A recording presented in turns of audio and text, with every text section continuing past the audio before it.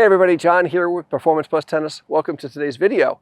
And today we are going to cover not the technique of your serve, but more about the tactics of your serve and where you should try to place your serve in singles to really put yourself in a position where you can take control of the point and hold your serve more often. And of course, this is a complicated topic that's based on a number of different factors, starting with our ability to be accurate with our serve, what our opponent's strengths and weaknesses are, patterns that you create in the match, and when you want to break those patterns. So there's a lot of different variables, but we're just going to go through some of the fundamental things that you should be trying to do when you're playing to aim your serve to get the best performance on your service games. And one final thought before we get started and get into today's lesson.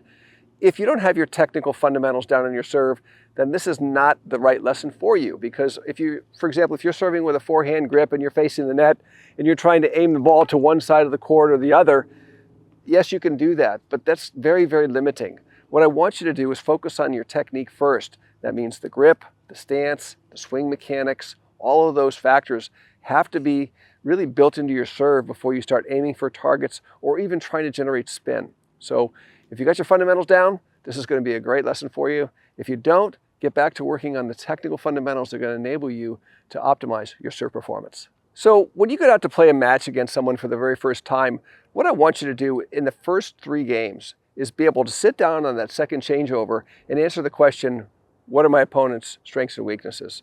And then you can start to formulate a serving strategy that helps you get weaker returns. So once you establish that and you know what your opponent's weaknesses are, then you can start to create a pattern where maybe you serve to the same place for several times and create this pattern, and then it makes breaking the pattern much, much more effective. So for example, if I'm playing against a left-hander in the deuce court and they have a weak backhand, the advantage of that would be if I can slice the ball out wide to the backhand, then I'm going to be pulling them off of the court and my first ball is going to be to the open court. And that would be a very good tactic for you to implement. And I would keep that tactic going until the opponent figures out how to counter that and neutralize your serve so that you're not able to just dictate with that first ball that you receive. Also, when you're playing and you're creating that pattern, keep in the back of your mind that there's going to be a point in time where you're going to want to break that pattern. And that might be when the opponent is a lefty again in the deuce court and they slide over to the right to protect that backhand a little bit. Now you've got an opening down the tee. So that's where you'd use your serve down the tee.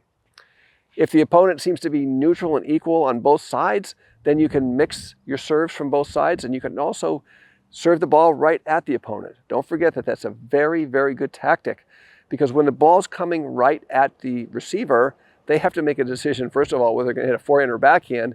And then I know from personal experience that what I ended up doing was backing up to hit the ball.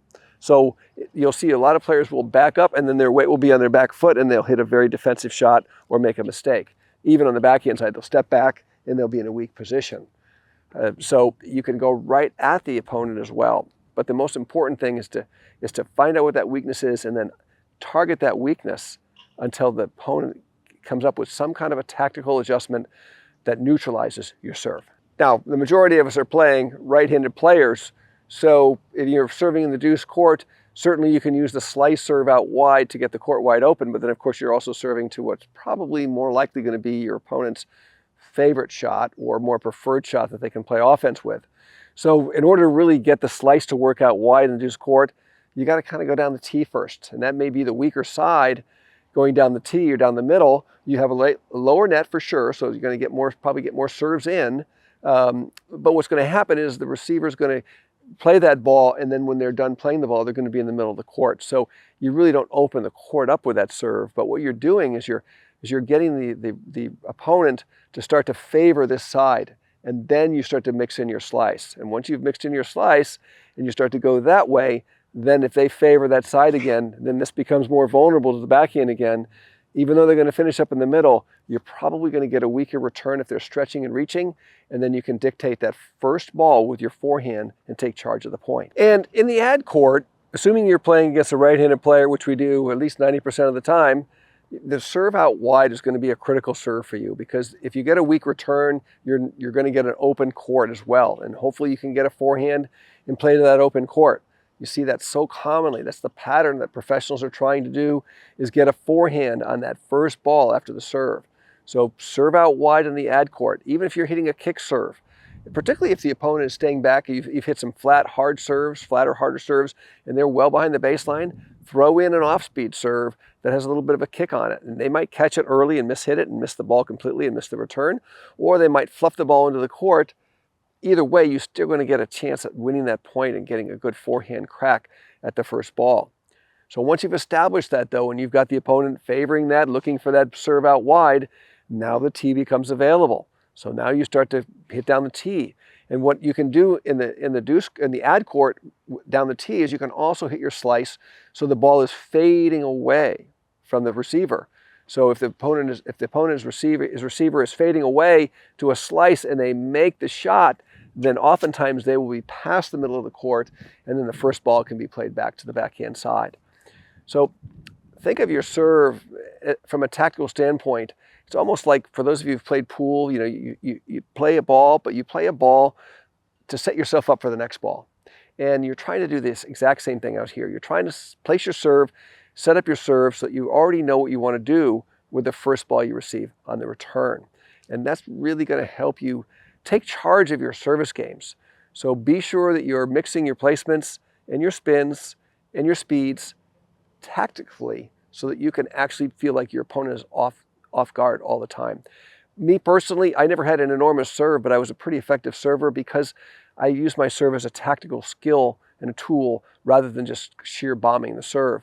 And you can do the exact same thing. You do not have to hit the serve 100 miles an hour to be able to take charge and win your service games. And the strategy of serving wide in both the deuce court and the ad court is something that, for those of you who may have seen it, I have an interview here on the channel with Gavin McMillan, who's the serving coach for Aryna Sabalenka, and he really emphasizes that serving out wide in both the deuce court and ad court so that the court is wide open for her first ball. And when you're playing, you should always have a plan for your serve, a target.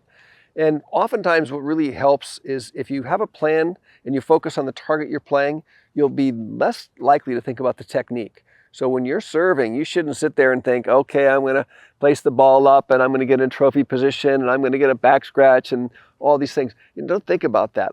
Focus on the target you want to play, assuming that you're technically pretty sound on your serve. Focus on the target and the spin you want to play, the type of serve you want to play, and allow your technique to just become natural and fall into place. And I find that when I do that, and I think less about the technique and more about what the intention with the ball is, I generally produce a much better serve. And some of you might be thinking, well, geez, John, this is all great strategy and ideas, but I can't aim my serve. So what do you need to do? You need to get out and practice. Set up targets, isolate your serve on one target area until you start to get comfortable with it, and work it until it starts to really feel like it's something you can confidently do in a match. And you can even use a racket bag like I've got out here with my bag in the ad court, and just imagine you're really serving. You're playing a match, you're setting up to serve, and play the ball, right? Oh my goodness sake, ready? Jace, set up to, so imagine you're playing a match, get yourself set up, and play the ball. And keep working it until you can really dial in that target. Keep going, repetition, get the feel of being able to do it over and over again and start to memorize the feeling of hitting towards that target area. Thank you so much for watching today's lesson. I hope that you'll take these ideas and strategies to the court and help you perform better in your singles matches. Please give us a like, leave your comments down below. Let me know if there's something else on this topic you'd like me to cover. Be glad to do that. Share this video with a friend. And finally, if you've not subscribed to the channel yet, please do so because we have so much more coming here at Performance Plus Tennis. Thanks so much for watching today's video, and we'll see you in the next lesson.